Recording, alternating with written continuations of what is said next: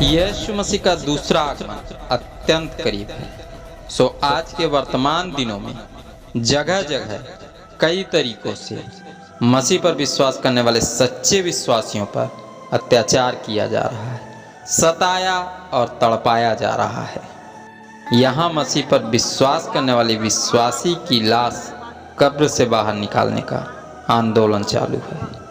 दोस्तों, झूठे भविष्यद्वक्ता और झूठे प्रचारक भी लगातार बढ़ते जा रहे हैं। व्यवस्था विवरण की पुस्तक स्पष्ट करती है, यीशु ही वो भविष्यद्वक्ता है जो सदैव सत्य बोलता है। उसके द्वारा की गई प्रत्येक भविष्यवाणी सत्य हैं और समय के साथ अक्षरश पूरी होती जा रही है। प्रभु यीशु मसीह के नाम में आप सबों को जय मसीह। व्यवस्था का अर्थ नियम होता है। सो इस पुस्तक में नियमों का दोहराव पाया जाता है। बाइबल पढ़ने वाला प्रत्येक शख्स जानता है, कनान पहुंचने से पहले इजरायली 40 वर्ष जंगलों में भ्रमण करते रहे। परमेश्वर की संगति में उन्होंने कई नियमों को सीखा और भविष्यवाणियों को समझा।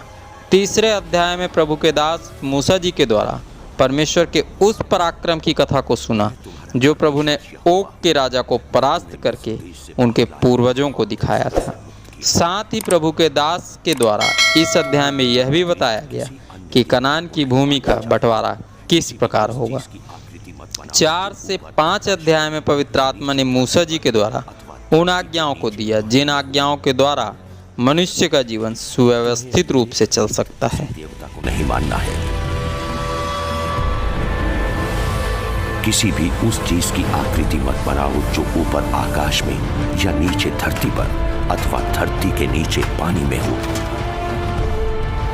तुम्हारे परमेश्वर यहोवा के नाम का उपयोग तुम्हें गलत ढंग से नहीं करना है। यदि कोई व्यक्ति यहोवा के नाम का उपयोग गलत ढंग से करेगा तो उसे सजा मिलेगी। शब्द को एक विशेष दिन के रूप में मानना और इसे पवित्र रखना है। सप्ताह में 6 दिन अपना कार्य कर सकते हो, किंतु 7वां दिन तुम्हारे परमेश्वर यहोवा की प्रतिष्ठा में आराम का दिन है। अपने माता और पिता का आदर करो। ये इसलिए करो कि तुम्हारे परमेश्वर यहोवा जिस धरती को तुम्हें दे रहे हैं उसमें तुम दीर्घ जीवन बिता सको। हत्या मत करो। अपने जीवन साथी के साथ विश्वास से रहो। चोरी मत करो। दूसरों के बारे में झूठ मत बोलो। दूसरे लोगों की चीजों को लेने की इच्छा तुम्हें नहीं करनी चाहिए। पड़ोसी का घर, उसकी पत्नी, उसके सेवक और सेविकाओं, उसकी गायों, उसके गधों को लेने की इच्छा नहीं करनी चाहिए। उन 10 आज्ञाओं को प्रभु ने आगे चलकर 2 प्रमुख आज्ञाओं में समाहित कर दिया। फिर 30 अध्याय तक सभी प्रमुख आज्ञाओं को दोहराकर इज़राइल की नई पीढ़ी और सभी मनुष्यों को सिखाया कि परमेश्वर की आज्ञाओं का पालन करने से मनुष्य को आशीषें प्राप्त होती हैं, तो आज्ञाओं का उल्लंघन करने से मनुष्य के जीवन में दंड और श्राप आते हैं।